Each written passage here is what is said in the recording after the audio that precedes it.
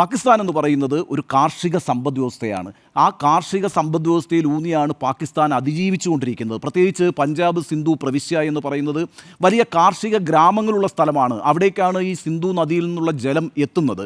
അപ്പം ആ ജലം ഉപയോഗിച്ചുകൊണ്ടാണ് അവർ കാർഷിക വൃത്തിയിൽ ഏർപ്പെടുന്നത്. നമുക്ക് വളരെ പ്രധാനപ്പെട്ട കാര്യം എന്താണെന്ന് വെച്ചാൽ, ഈ ജലം അങ്ങോട്ടേക്ക് എത്താതെ ഇരുന്നാൽ വലിയ ഭക്ഷ്യക്ഷാമത്തിലേക്കാണ് ആ രാജ്യം പോവുക.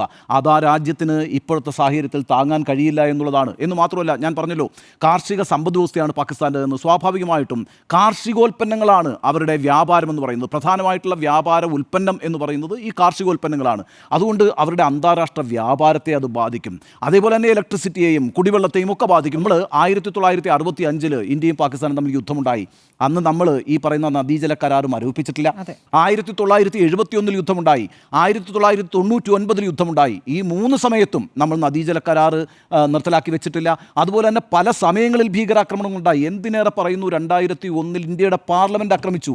എന്നിട്ട് പോലും നമ്മൾ ആ രീതിയിലൊരു തീരുമാനമെടുത്തിട്ടില്ല, ഈ നദീജല കരാർ മരവിപ്പിച്ചിട്ടില്ല. പക്ഷേ ഇപ്പോൾ ഇങ്ങനെയൊരു തീരുമാനം ഇന്ത്യൻ സർക്കാർ എടുക്കുന്നു എന്ന് പറഞ്ഞാൽ അതാണ് ഏറ്റവും വലിയ സർജിക്കൽ സ്ട്രൈക്ക്.